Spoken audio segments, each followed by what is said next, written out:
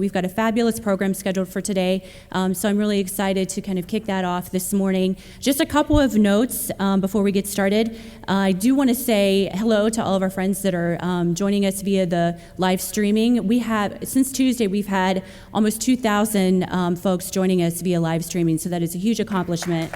Very excited about that.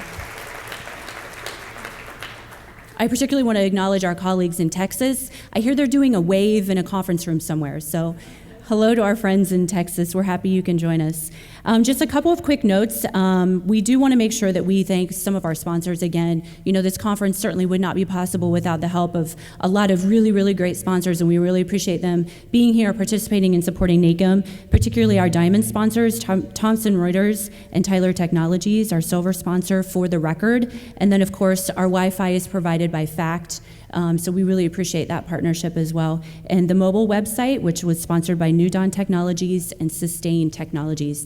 So thank you to all of them. We also want to thank you. We appreciate all you do, thank you. And of course, we can't forget Jonathan Mattiello and the State Justice Institute. They have been a wonderful partner with NACM for the last several years, so we really appreciate their continued support as well. You might remember that we had an early career professionals initiative this year, and we were collecting clothes to donate to the Garfield House. We do have some representatives from the Garfield House here, and I'd like to invite Norma Brazda to the stage to say a couple words about the Garfield House. Please welcome Norma.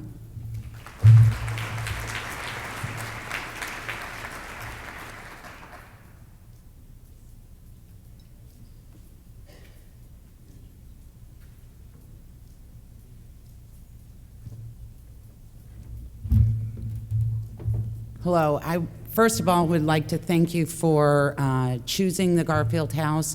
I work for Maricopa County Adult Probation, and we are one, I think, of two probation departments in the United States that actually has a residential program for the men that are on probation that would otherwise be homeless. And I would also like to thank Dexter Thomas for choosing Garfield. We really appreciate the donations. And now I would like to introduce the people that really do the work at Garfield. Julie, come say hi. Actually, the clothing closet was her idea, and we wouldn't have it without her. Hi, my name is Julie Quiros. I'd like to thank you guys very much for the donations. I can't even tell you how many clothes we go through. We get residents that come through, they have nothing, and they've had nothing for years, and for them to be able to walk into a place and be able to get something so that they can go out and find a job and be presentable and earn a little bit of that self-esteem back is just beyond words. So I really appreciate it. The guys really appreciate it. Thank you so much.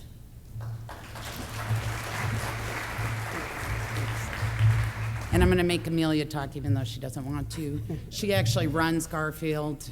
She does a great job, and it would not be successful without her. Thank you.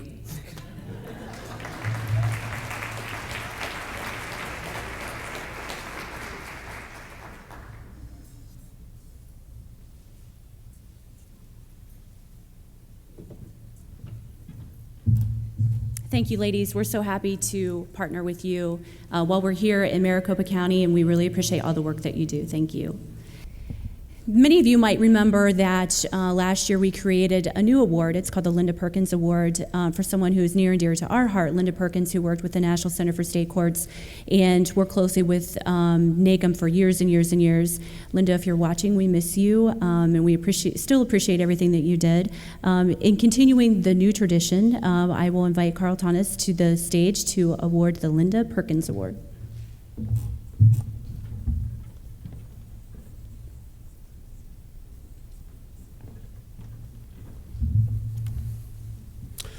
Good morning. First, just one more time, I know when I was new to NACM conferences, I would sit in the back tables and think, oh, another round of thanks. But I really should. If those of us who watch these conferences come together know what an incredible amount of work it takes to pull them together and to pull off a successful conference like this. So first, I should one more time thank all those who have done so much to make this conference such a success. The speakers, the staff, the board, but especially the attendees who have really made this a remarkable success. Thank you this morning. It's my great pleasure again to take just a few minutes this morning to present NACOM's other individual award for outstanding service to our profession. Many of you no doubt remember Linda Perkins with the National Center for State Courts. Linda served the association through decades with both happy and stressful duties, doing whatever was necessary to support these conferences, the association, and ultimately our profession until her retirement last year.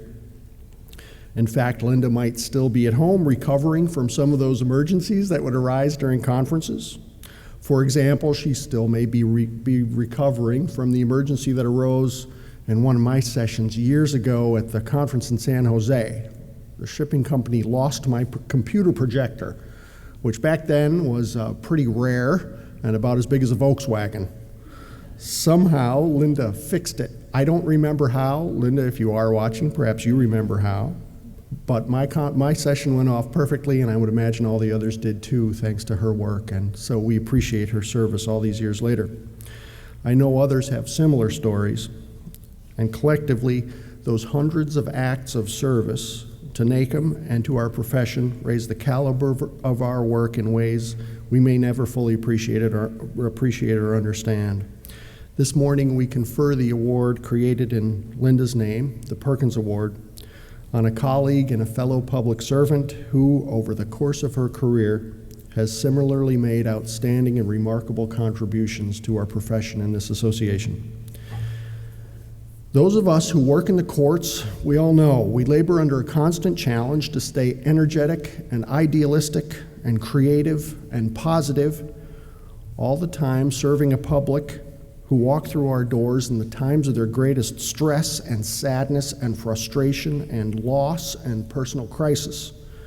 Whether you're a member of the early career professionals and joined the courts last week, or you've been at this for a while, you know that maintaining our vision, drive, and a standard of excellence and that idealism takes incredible stamina and discipline and will and organization.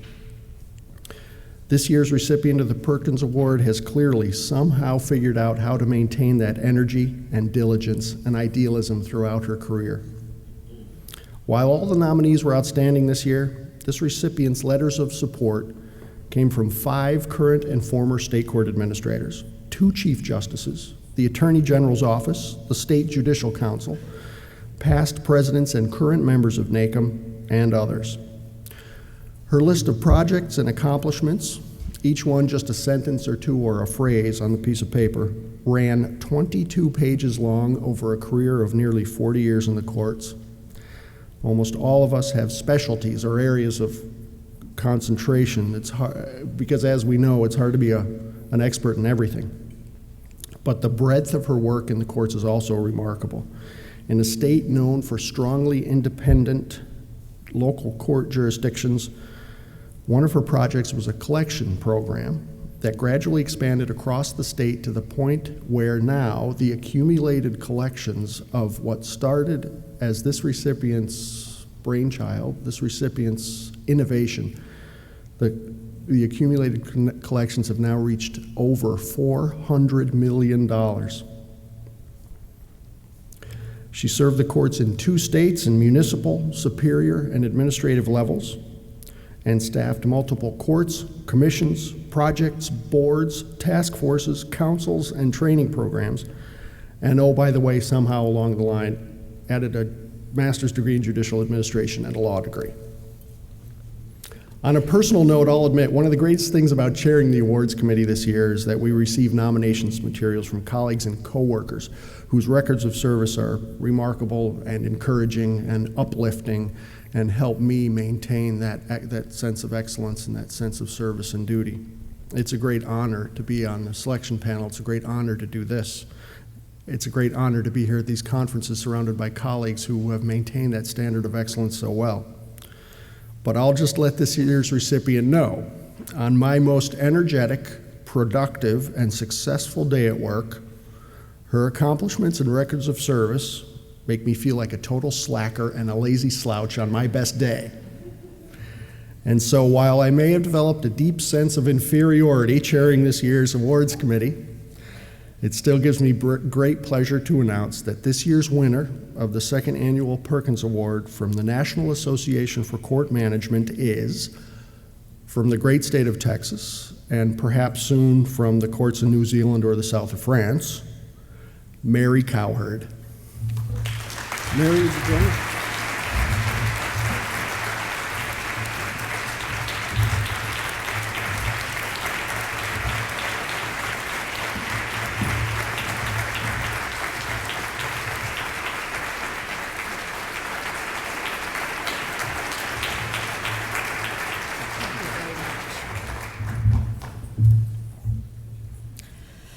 Good morning. I am deeply honored to have been selected to receive the Perkins Award.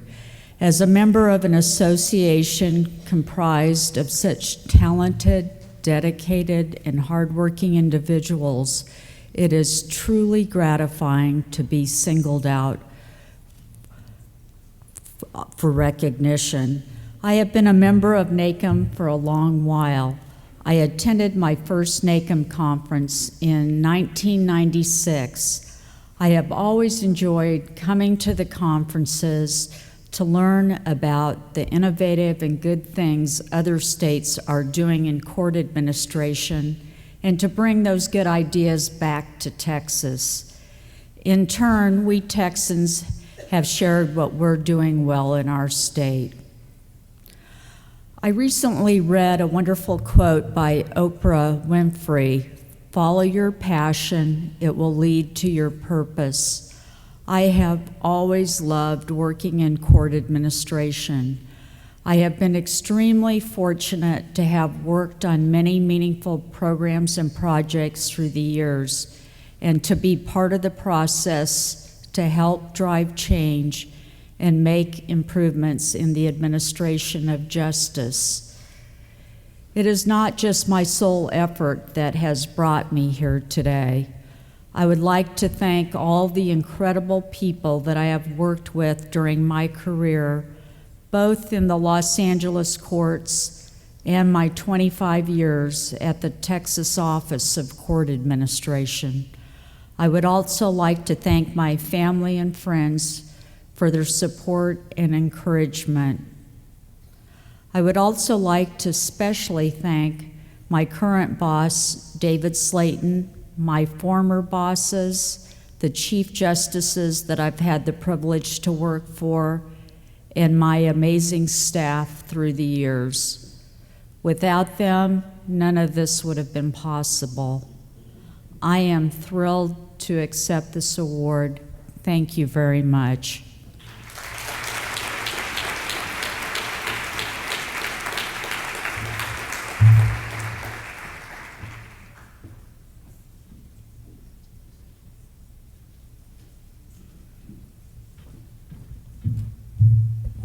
Thank you, Carl, and congratulations again, Mary. We're going to take a brief break so that you all in the room can refresh your coffee, and those of you that are on the East Coast can grab your lunch before we get started with our keynote speaker promptly at 9 o'clock. Thank you.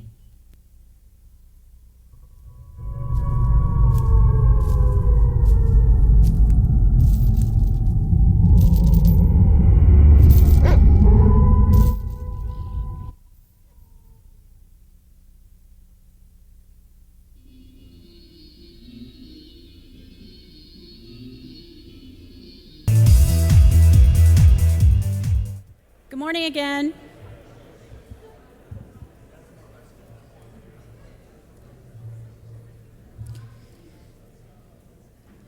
Just a quick reminder about our program for the rest of the day. After the plenary session, we do have educational sessions, and then I invite you all to join us for the membership business meeting at lunchtime.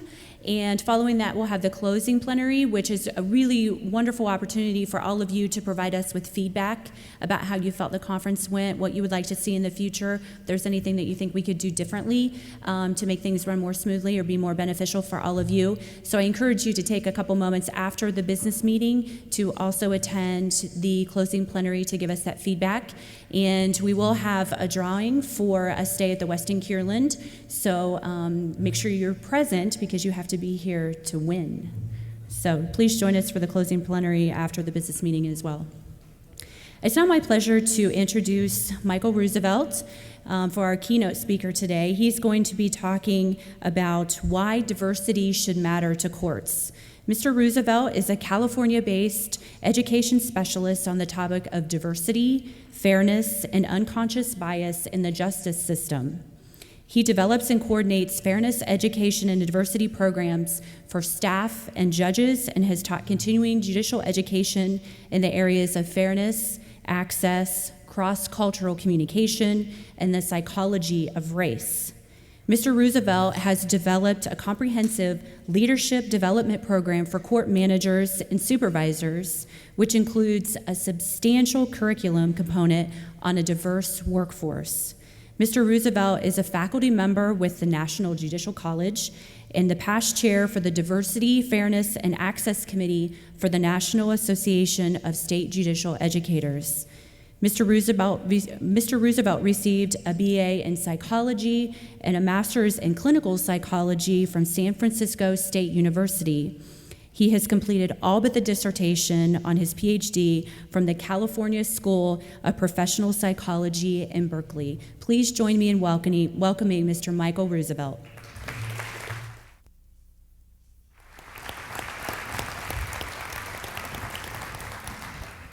Well, good morning. I am delighted to be here, and when I was invited to come, they told me it would be a small room with a few friends. So I'm a little bit lost in terms of what I am supposed to do with all of you today. I'm really delighted to be here, and I'm impressed with my own qualifications. The presentation about my background, I almost didn't recognize that person. But it's important. Diversity is really key and essential work that has to be done in the world that we live in today. When I started with the Judicial Council of California back in 1998, I was hired expressly by the courts to develop education programs around fairness, diversity, and access. Most importantly, California required every judicial officer, every clerk, every staff person in the court to complete diversity and/or fairness training and education. That was a critical part of my job and an essential part of, I think, the work that the court needs to do. A show of hands right now in this room, how many of you in your states require everyone from the bench all the way to everyone in the courtroom to complete fairness, diversity, education? Show of hands. Look around. Okay, so we have some work to do, right? It's important to know that within the standards of judicial administration, there is, at minimum, some acknowledgement of the importance of having a fair and accessible court and judiciary. That is what is in the standards of judicial administration. In the Code of Ethics, it is stated, Judicial Code of Conduct, that judges are to be unbiased. This is critical in understanding that the court set about and makes it clear that we are a place of fairness and access. So, one of my favorite movies is a wonderful movie I highly recommend reviewing if you haven't, called The Matrix. How many of you have seen The Matrix? How many have seen it more than once? How about more than 3 times? Give me a hug. I love you. Because I've seen that movie so many times that my wife has actually somewhat banned me from the front part of the house because I put it on, particularly part 1, not part 2 and 3, but part 1. But it says you have to make a choice.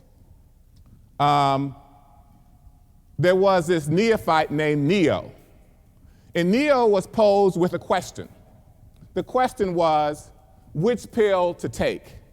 You can live in a world with a wool pulled over your eyes, or you can go through the rabbit hole and really understand the world that you live in. The world that we live in is not only coming soon, but it's here. That is a population that has changed. A population that has become more and more diverse in very, very complex ways. When I say more and more diverse and complex ways, what I mean is this. We're talking about sexual orientation. We're talking about women. We're talking about persons with disability. We're talking about race, ethnicity, language. We're talking about social class. We're talking about these elements that really, I think, describe a kind of broad understanding of diversity. Sometimes I ask groups, and I will ask you this question. I heard you were very bright. I've heard good things about you. I've read all your, you guys are like up here in the charts, like super IQ. But I often ask people sometimes, a simple question. Is there diversity in your state or where you live? I was just in Iowa. And if you've been to Iowa, diversity is like driving down the road and seeing a tree, or seeing a mountain. Your diversity is there. So I ask people sometimes, we don't have any diversity here. Or we're all white, well, within any group, there are subgroups. And you'll be amazed when you look at all the groups that are out there that you don't know who's married to whom. You don't know who's connected and how and what way they are. You don't know their sexual orientation. And so I asked the question about, is there diversity? There's diversity all around us. It is happening, and if it hasn't gotten to your neighborhood, it's coming soon. The reality of diversity. I want you to go on your pocket or on your desk. How many of you have iPhones? Show of hands. Okay, I'm buying stock in Apple today. How many use Google Apps? Go on Google. Well, Google is not really a searching engine anymore, right? Google is no longer simply telling you where to go. It's telling you, like, what color shoes you should buy, and what blouse goes with this, or who's in your neighborhood, and all that kind of stuff. Facebook. How many have Facebook accounts? Okay. I just got one. My face isn't on that account, but I do go through it. And LinkedIn, how many use that as a resource? Well, the reality, all of those companies have been in the media recently for years failing to produce their diversity reports, failing to report on how well they are doing in terms of their diverse workforce. So, a few companies, Google, Facebook, and LinkedIn, in the last 2 or 3 weeks have released some very compelling data. And this data is important to understand because it tells you something about the culture of companies or organizations that don't want to talk about how well they're doing. So what did we discover about Google, Facebook, and LinkedIn? Apple has yet to produce its data. So I want you to turn your Apple phone off. Don't even use it again. Don't buy any Apple stock, no. So what they discovered is, and I think you may have been following it, is the number of people who work in Google are largely white and male. That's important. Yahoo, the number of people who work there are largely white and male. Facebook, the large percent of people who work in those companies are largely white and male. That sounds like the old corporate America, doesn't it? It doesn't sound like companies founded by young whippersnappers. It sounds like the old guard. And so at first, Google, Facebook, and LinkedIn all crowded around themselves and said, you know, the reason we don't have diverse workforce is because there are not enough Native Americans, Asians, African Americans and Latinos who are in the computer industry. Now, I thought this was very interesting because all the brothers I know got a laptop. I don't know. I mean, a lot of brothers I know are on an iPhone. So I'm trying to say, how can we not be technologically savvy? Because some of the things I see that we do on these operations tell me that we know how to use them, right? We know how to consume them. As a matter of fact, my son is so good that he trains me. Don't you have kids who train you how to use your system? Raise your hand, don't be embarrassed. Amen, church. And so what we're getting at here is that they dug a little bit deeper, and they discovered at a place called Google that most of the jobs are not in technology, but are in the service part of the business, meaning the person who is on the other side of the counter, other side of the phone, solving technical problems. And so they don't require a computer degree. 2% of those are African American, Latino, or Asians. Now, how do you explain that? You say we don't have enough in the computer sciences, but in your service sector part, the part that provides the direct services, when you call someone, 2% are. And this is what they said. We're working hard at increasing diversity. You know, so how do you work hard at increasing diversity is the challenge. So I point out these corporations because it's important to understand that this is really deep. And so they asked one CEO at Google, I think he or she probably was an HR person, and they said the reason that we don't hire people from other backgrounds is because of our own unconscious bias. This was a startling admission. He said, we prefer to hire people who look like us. This is shocking for a multi-billion-dollar company, by the way, with all of its money offshore, but that's another discussion. All right. If you take the blue pill, you actually believe in color blindness, that I don't see diversity. And so these companies for a long time said, I don't see that there's a problem. I don't see color. How can you not see color? To not see color is to what? See color. You can't see something that you don't see. And so the people who take the blue pill, that is, I'm in denial, I don't want to deal with cultural diversity, cultural differences, so I see everyone the same. There's no differences. Then there's what I call the culturally non-responsive. The people who just look at culture as another, well, that's a nice to do kind of thing, but you know what? On my day-to-day job, it really makes no difference. I'm not going to respond to the unique challenges and needs of cultural groups. How many of you in your jurisdictions have language access plans? Yeah. That's federally mandated, right? You can't opt out of that, right? Okay, how many of you keep data on race, ethnicity of your workforce? Okay. How many of you do that in terms of the people who come in and access the court users, track who they are? Okay, we have some work to do. Because the National Center of State Courts has indicated that when you look across our court users, they don't have a lot of trust in our justice system.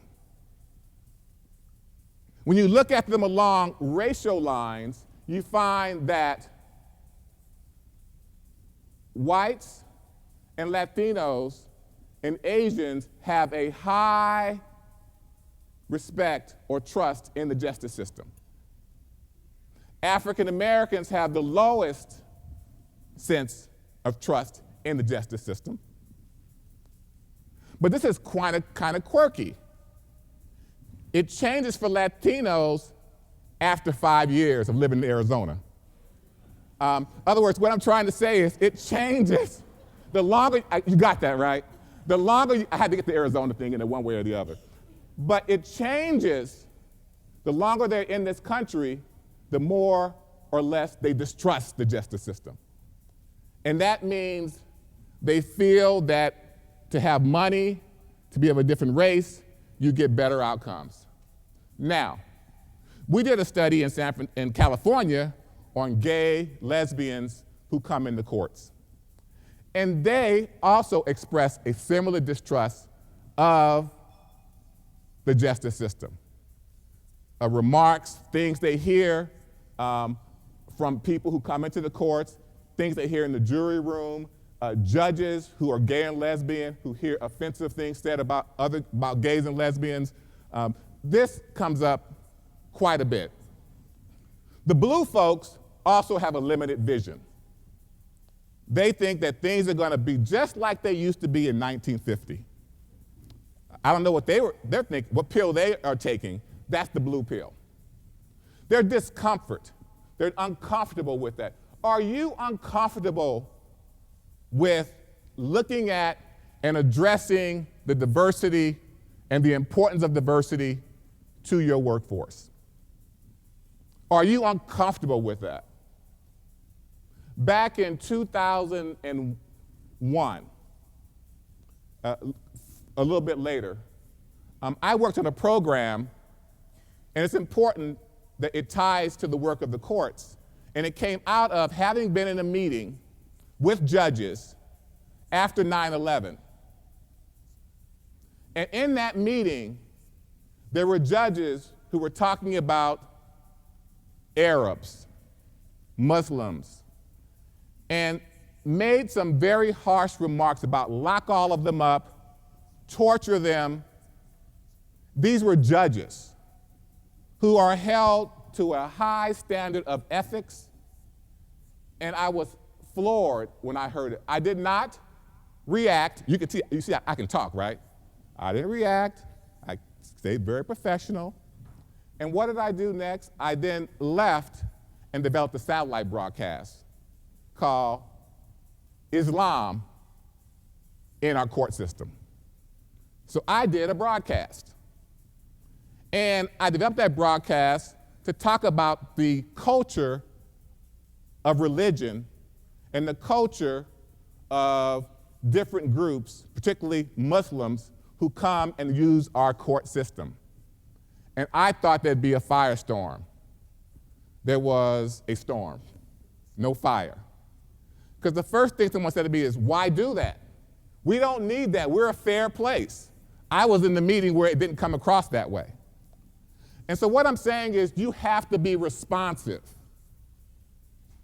Your important role as leaders is to be responsive to the needs of court users and to create a level of discomfort and to be comfortable with creating a level of discomfort. Do you follow what I'm saying? That it's not going to happen by being always sweet and nice. You're going to have to push some buttons. Talking about diversity in the court system is important, and we should not get a pass. They're also in denial. They discount the importance, they repudiate it, and they tend to sort of go where the wind blows. I'm moving you to take the red pill. Now, when you take the red pill, you are going to be going through the rabbit hole. You're going to challenge because you are going to become more aware. So how do you become more aware of the diversity around you? How do you do that? One, and it's important, you have to learn about the cultures that intersect, that come into your court environment, both as employees and those who come in as court users. When I walked into this wonderful hall, outside of this hall is a wall called the Culture Keepers. Did you see that? Isn't that amazing? A wall dedicated to culture. When I go to some courts, I look at the culture of who's in leadership, it doesn't look like the users. It looks very different than the court users who come into the courtroom. And so awareness is being learning about the cultures that come into your court. I'll give you an example of how it's done, because it's important to what the work that you do. In a place called Stockton, California, they created a program of cultural ambassadors. And what they've done is they've taken people from different ethnic and linguistic and cultural groups, people who live in the community, and they've taken them through a 16-week training on criminal procedure, civil procedure, family law, on and on and on. Those people live in the community. Those people learn about court procedures.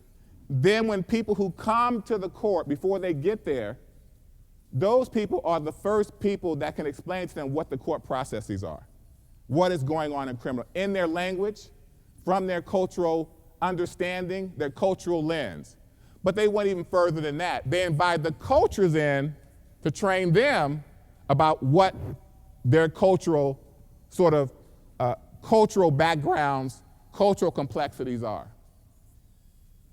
This was really a bold step to create a kind of a liaison back and forth.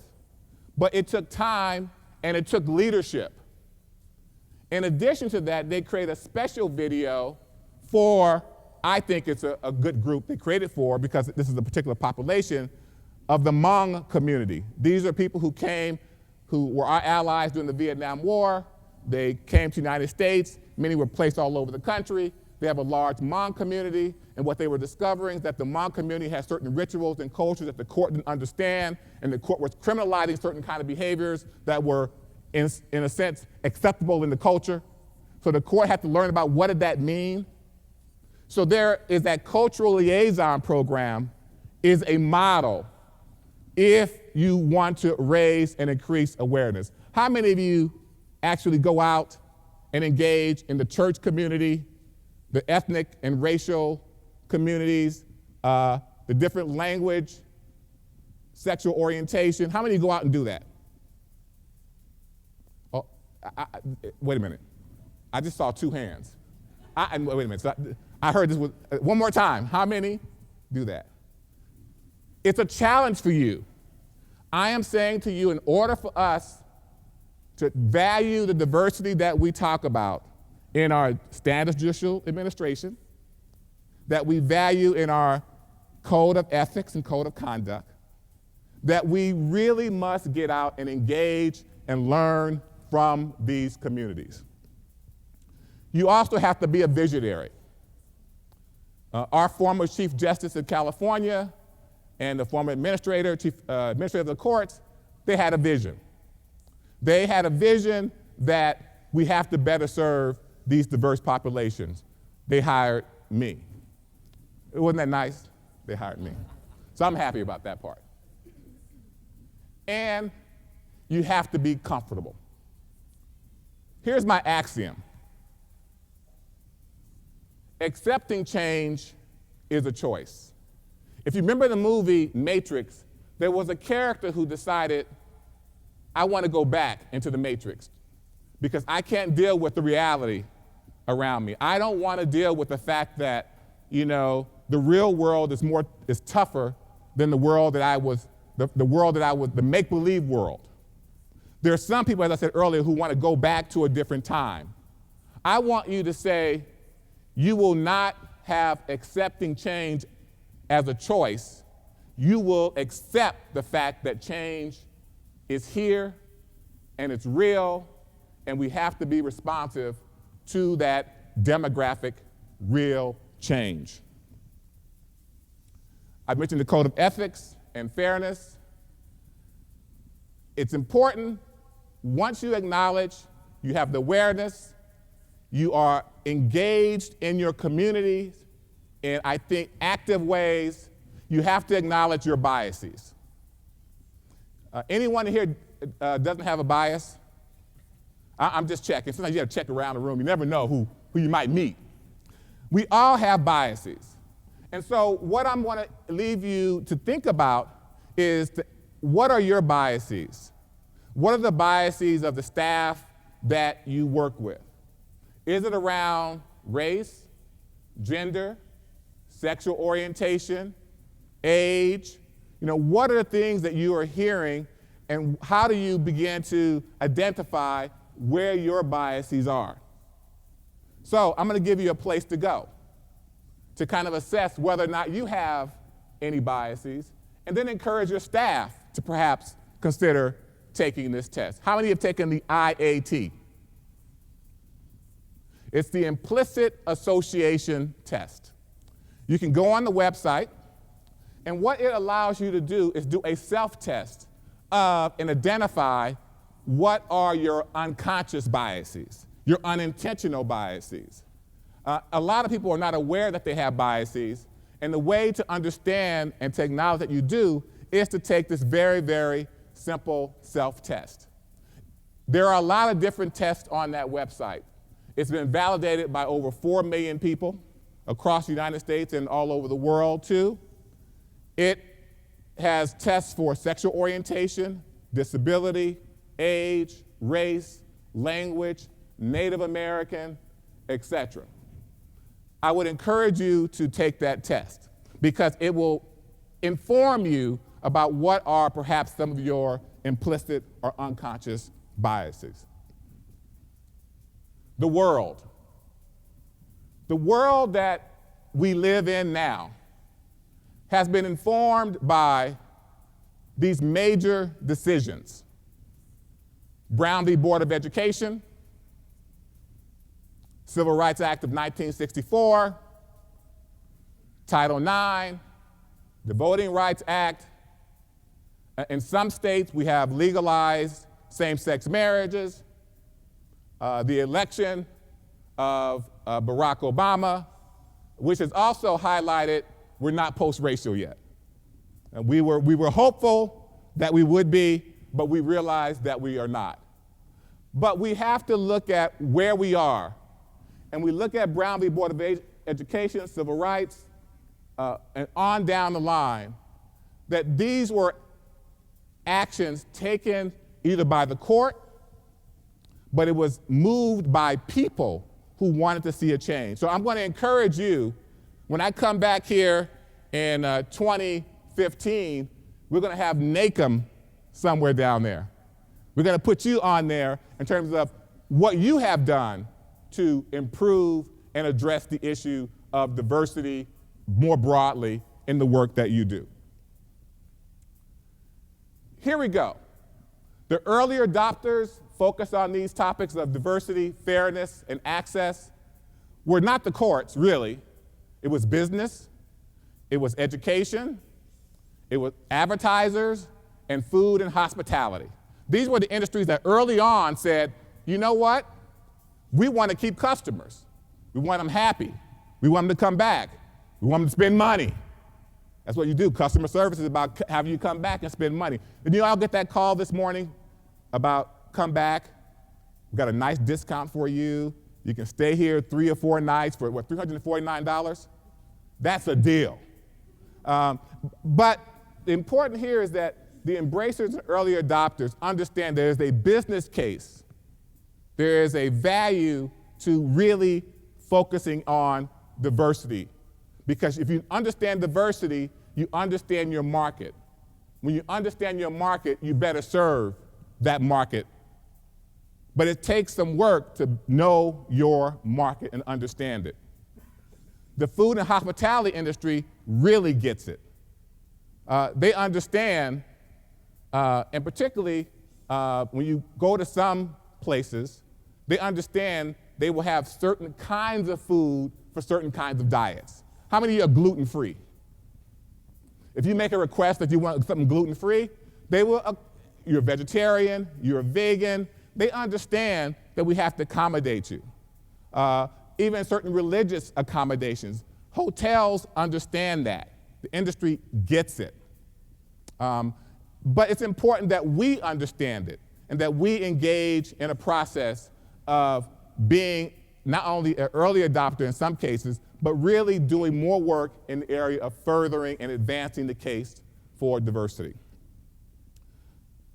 Just yesterday, I was reading the best paper in all the world, USA Today. And it had two headings, and I'm going to read one of those headings. One was, "You're invited to a hip-hop bro mitzvah." Did anybody read that one?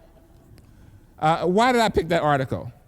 Because it talked about the business case for diversity. It talked about Shonda Rhimes. If you know who Shonda Rhimes is, she started the series Scandal.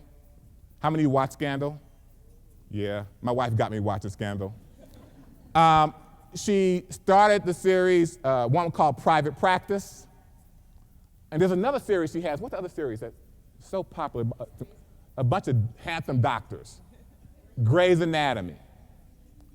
They have said next year they're giving her a whole day for the shows that she wants to put on, because it's proven that diversity actually sells. She's going to bring on for a new series a person named Viola Davis, who's going to play kind of an attorney for the Innocence Project. She's going to bring on the daughter of Diana Ross on a series called Blackish.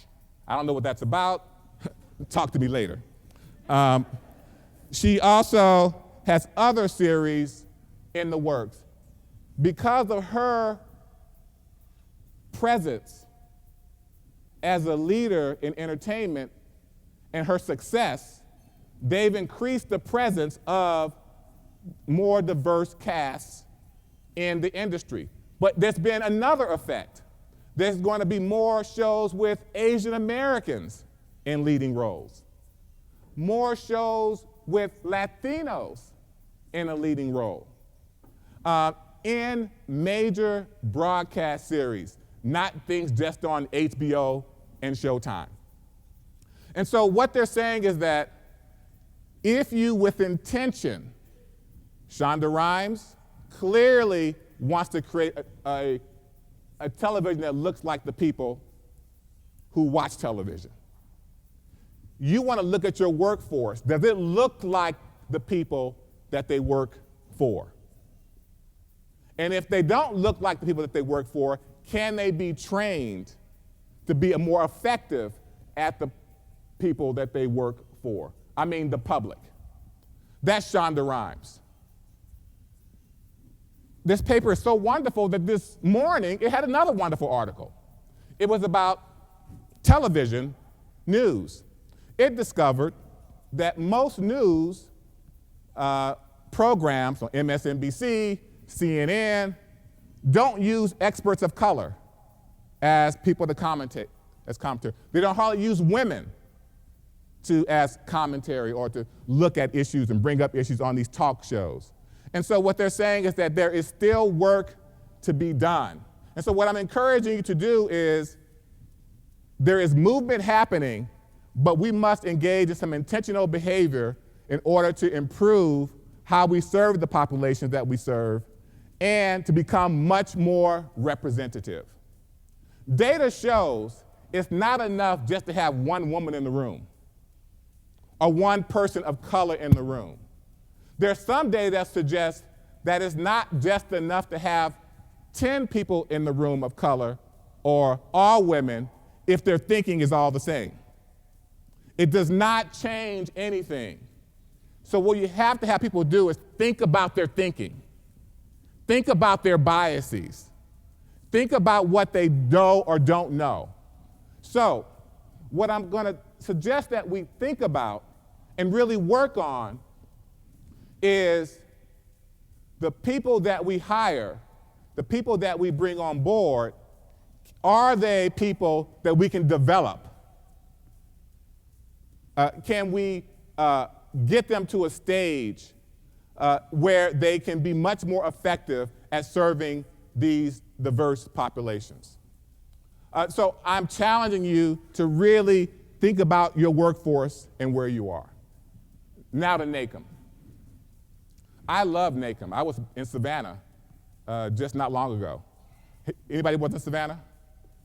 That was beautiful. A little rain, but it was very, very nice.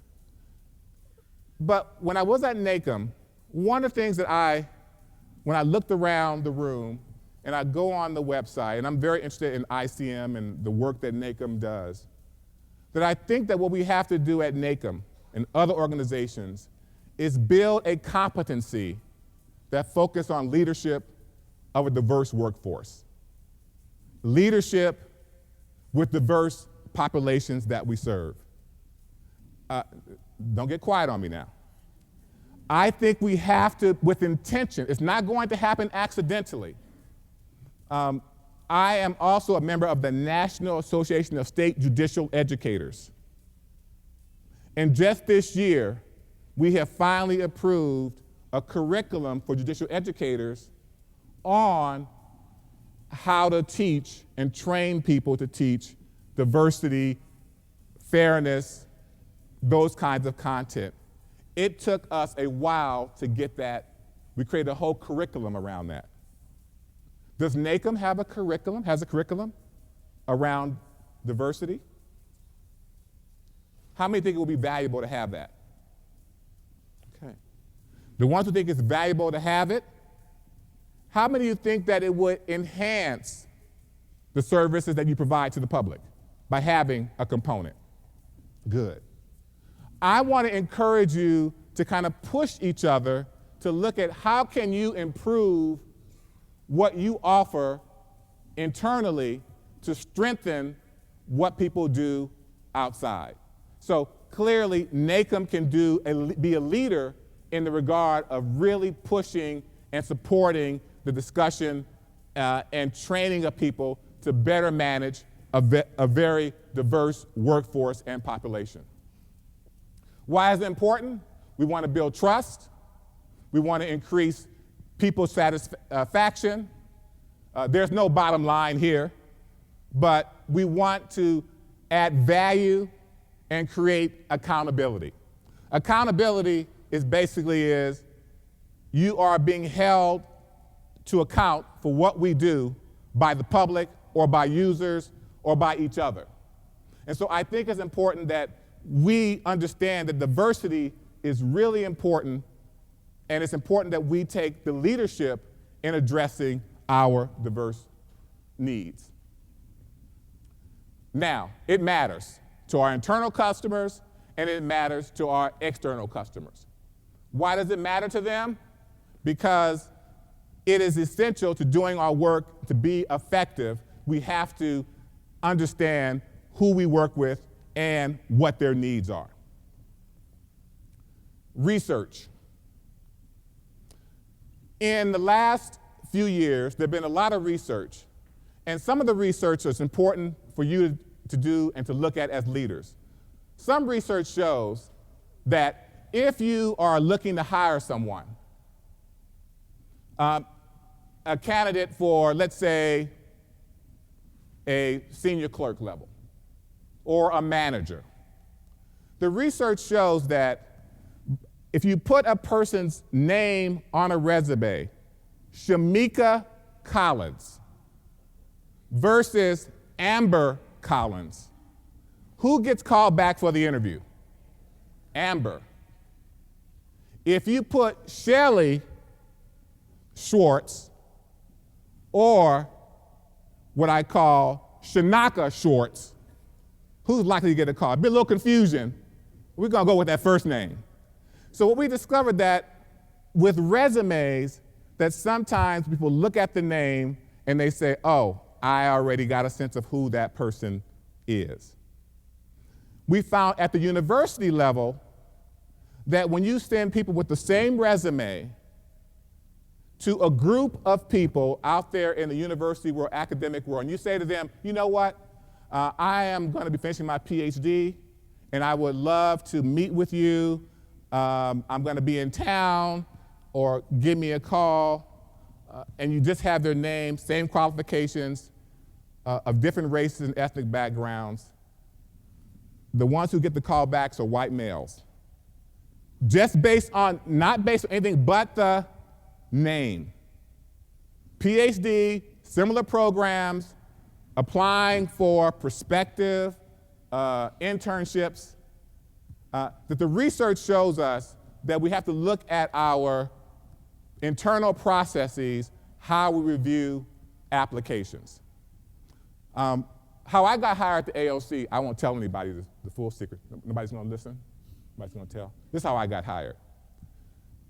When I came to the AOC, the position they were looking for was one where they said they didn't want an attorney. They want someone with a background in psychology, a background in behavioral sciences, and someone who understood cultural competency. And then they said, you know what? To ensure that we get the person we want, we're going to stack the panel. We're going to put people on the panel that we know who we kind of look for the same thing. And so when you look at your panel, how you put together your panel to hire or interview, you want to be very thoughtful about who's on your panel.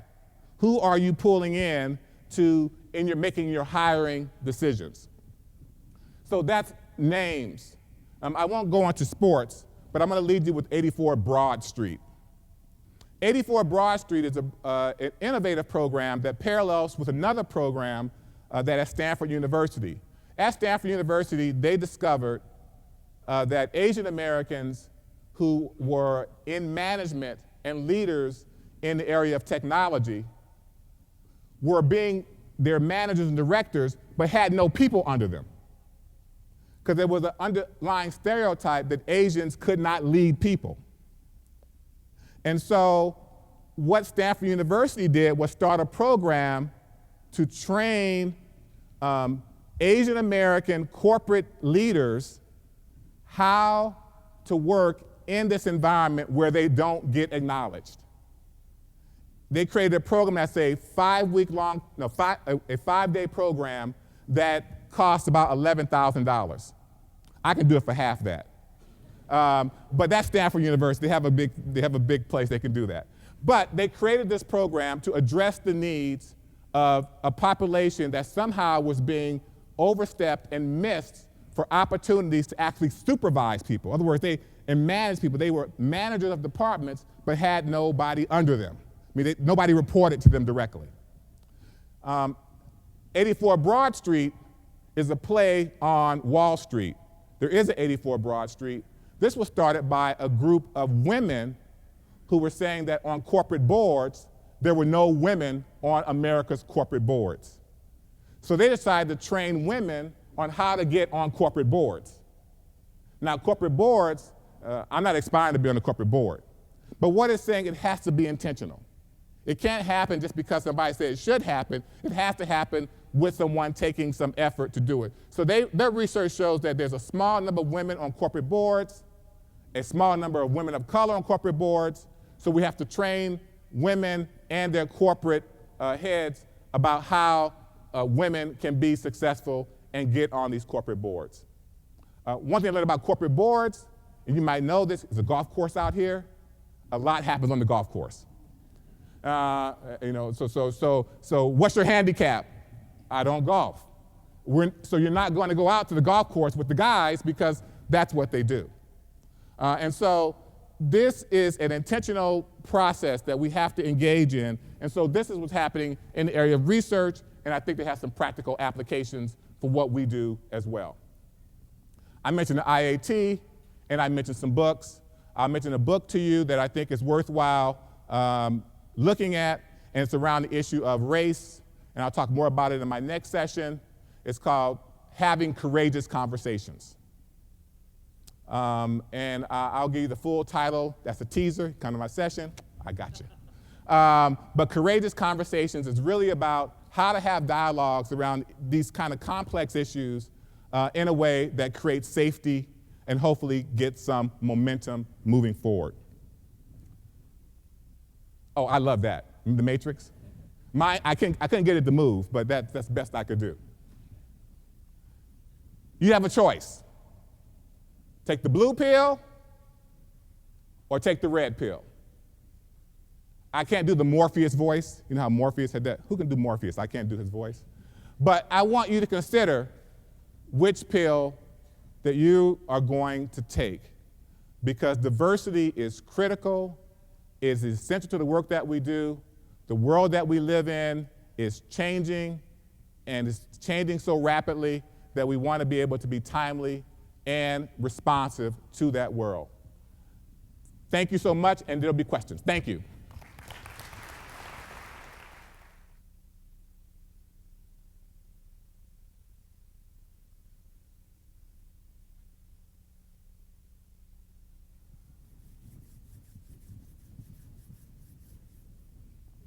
Oh, back there? Yes. Yeah.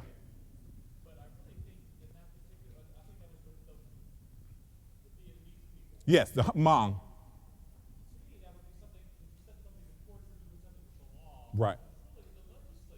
Mm-hmm. Right. Right.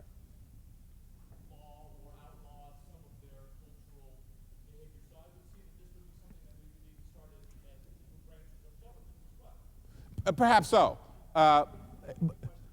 Yeah. So you want to say it a little bit louder? So basically, you're saying it was the law. Yes, I think the law and the legislature is involved in that particular example. The law. There needs to be greater diversity in that body as well. Right. Yeah, he talked about the law and legislatures need to be more diverse, and that can definitely make a difference. But in the case of that particular county, they saw that there was a need to address a population that was being underserved. And so their response to that, through a lot of community engagement and involvement, was to engage them in a conversation about who they are, what their needs were, and how we can better serve them. Their solution was, like I said, this two-way solution where the courts would train the public and then the public would train the courts. That was how they developed their program for their own unique set of needs and challenges. Other questions? Please, yes. So after somebody takes the test and learns their biases, do you find that then they overcompensate? Okay. So how do you overcome? So, I'll repeat that, yes. So, when people take the IAT, do you find that people, once they get the results, they overcompensate? And then how do you address that overcompensation if that happens? We have found that there's no indication that people overcompensate. What they do is they sort of, it's like a self-check.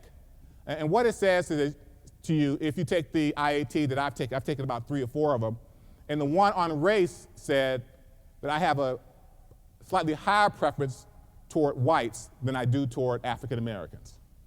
Well, I kind of already knew that because I went to school, I was trained, I had certain kind of innate things that I've kind of learned. And so what do I do with that? Well, it might help me when I'm reviewing an application. So I put that layer on, I'm looking at the application now. Am I giving more weight to someone? So that's all I do, is sort of layer it on. I don't overcompensate, but it just now gives me a layer, a lens by which to look at that application. Yes, another hand back there, yes. Michael, you used an example of going into that room and hearing judges talk about Islamic folks, and then that caused you to go back and do some kind of webinar or training on that to at least have a positive reaction. Mm-hmm. Do you have any other suggestions for strategies that you've seen work well when we face situations like that? Right. So when you see, it all depends on power. Power has a lot to do with what you, in certain situations, how you respond. So if there's a power differential, they're judges, I'm not a judge. So how do you deal with that? Well, if there's a power differential, and fortunately for me, I've been around in California a long time, I can actually go to talk to judges after something and say, you know what, did you hear what I hear? I'm not sure if you heard the same thing that I heard, because when I heard it, I heard anger, I heard racism, I heard that. So I might do a kind of a self-check and might ask him, what do you think we might want to do about that? That might be one one approach. The other approach is much more direct and at the moment. I had done a training at one point in one county, and this person came up to me and said, I want to tell you a joke about Mexicans. I just did a diversity training, and they wanted to tell me a joke about Latinos and Mexican Americans. The person who was telling me was going to tell me the joke, I stopped her. She happened to be of Mexican descent. And I said, no, thank you, I don't want to hear that joke. You know, we just got through with a diversity training.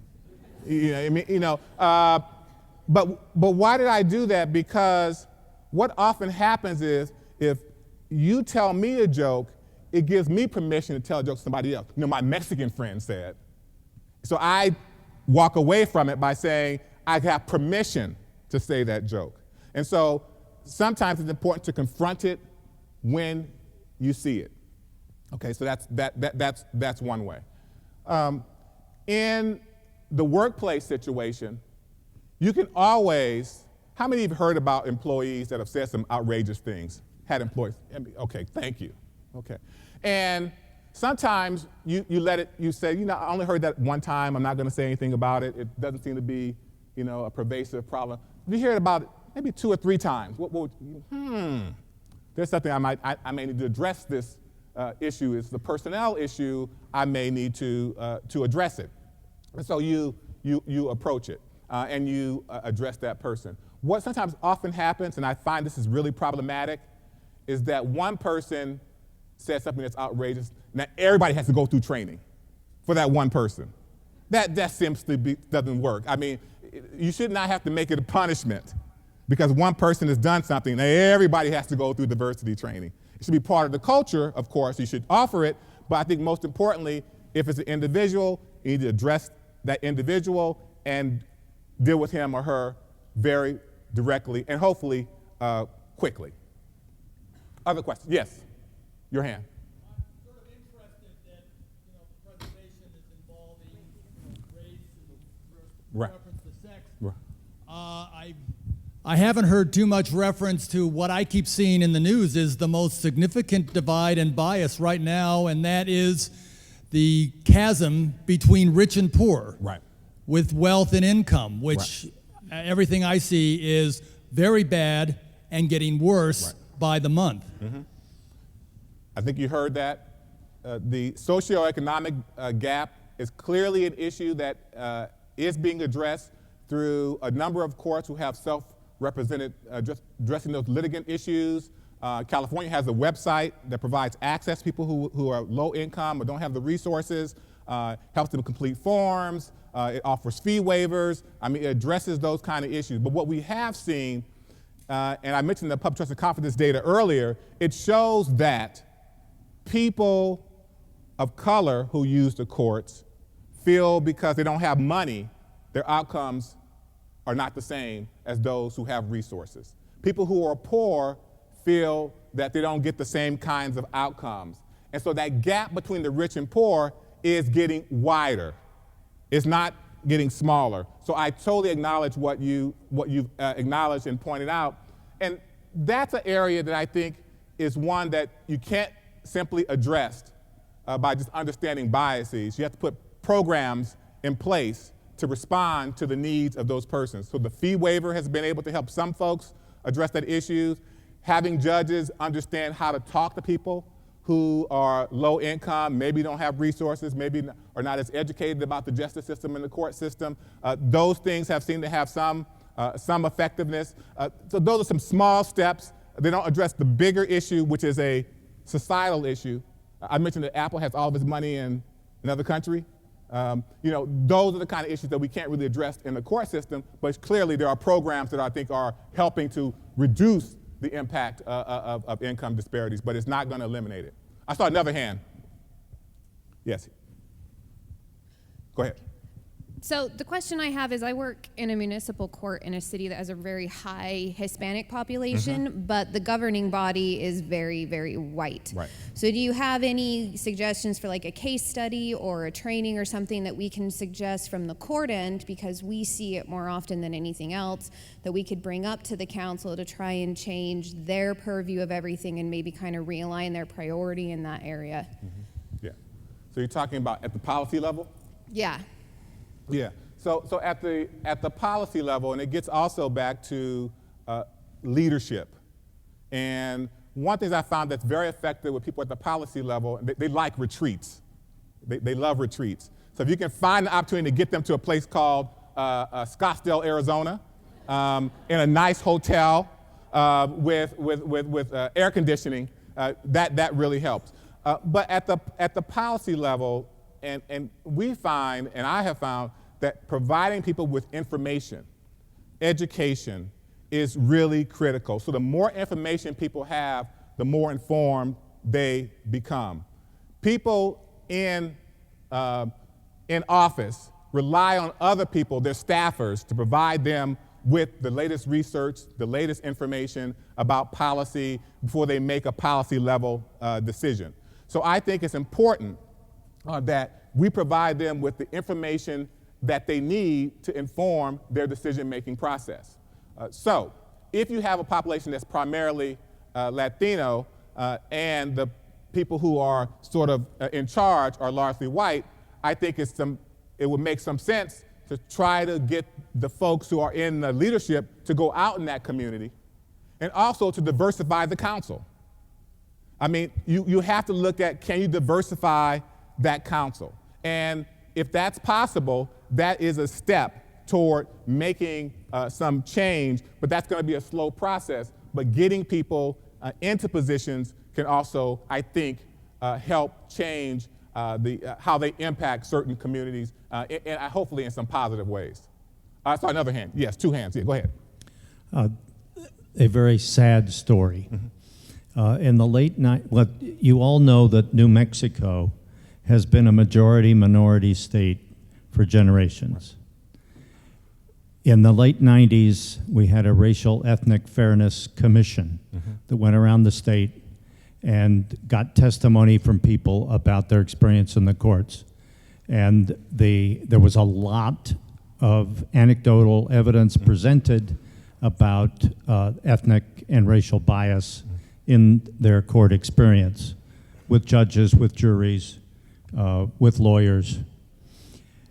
The State Justice Institute gave a grant to New Mexico to hire Professor John Gould to do a study to see whether we could collect data on the race and ethnicity of civil litigants, parties in civil cases, to be able to determine empirically whether there was systematic bias in the justice system.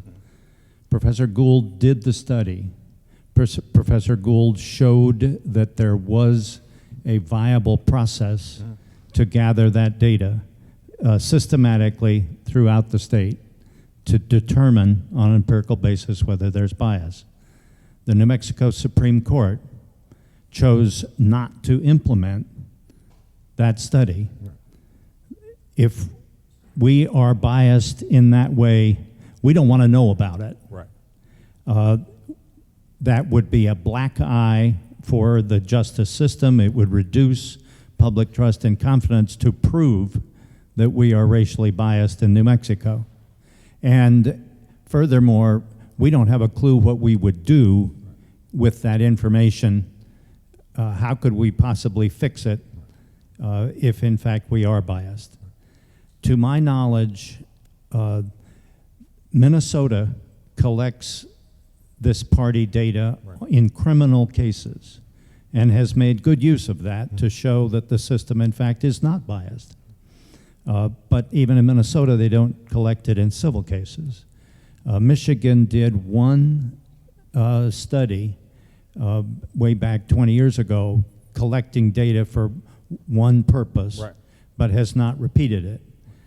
How are we as a nation going to confront this issue if we are afraid to gather the data that could tell us whether we really have an issue or not? So, data is key. Hiding data doesn't unlock the door, right? So, but states across the country are releasing that data. That's the good news. Washington State just released its report, and it showed similar findings across the board.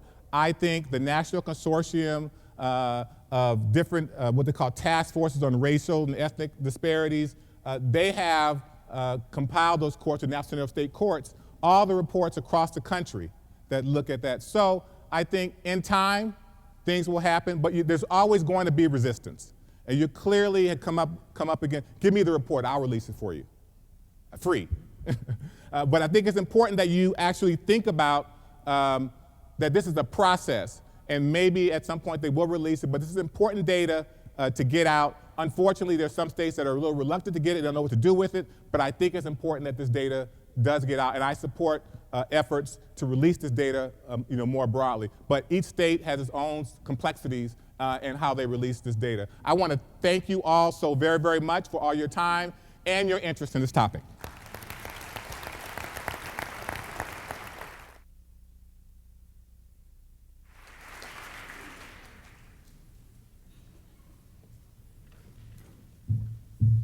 Thank you so much, Mr. Roosevelt. We really enjoyed the presentation. We certainly do have a lot of work left to do, and I know NACM is ready to meet that challenge, so thank you. We are on a break until 10:15 when the educational sessions start back up. Please join us back here at 11:30 for the closing plenary and the membership business meeting. Thank you.